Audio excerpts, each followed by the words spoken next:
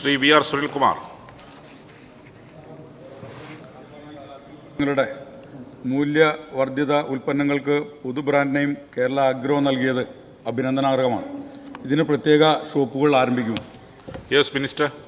Sir, കേരളത്തിൽ നമ്മൾ കാർഷിക മേഖലയിലെ ഉൽപ്പന്നങ്ങൾക്ക് ഒരു പൊതു ബ്രാൻഡ് നെയിം അത്യാവശ്യമാണ് എന്ന് കണ്ടെത്തുകയുണ്ടായി. അതിൻ്റെ അടിസ്ഥാനത്തിലാണ് കേരള ഗ്രോ എന്ന പേരിലൊരു ബ്രാൻഡ് നെയിം നൽകിയത്.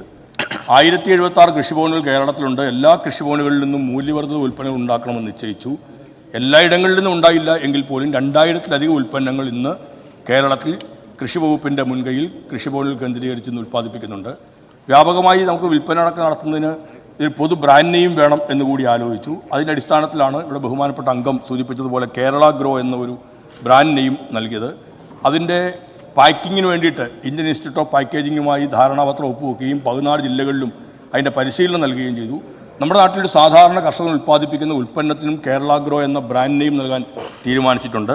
അദ്ദേഹം ചോദിച്ചതുപോലെ ഇതിൻ്റെ ബ്രാൻഡഡ് ഷോപ്പുകൾ, കേരള ഗ്രോ ബ്രാൻഡഡ് ഷോപ്പുകൾ കേരളത്തിലെ 14 ജില്ലകളിലും നടപ്പിലാക്കാനുള്ള തീരുമാനമെടുത്തിട്ടുണ്ട്. ആദ്യ ഷോപ്പ് ആഗസ്റ്റ് മാസത്തോടുകൂടി പ്രവർത്തന സജ്ജമാക്കുന്നതിനുള്ള നടപടികൾ പുരോഗമിക്കുന്നു എന്ന കാര്യം കൂടി സഭയെ അറിയിക്കണം.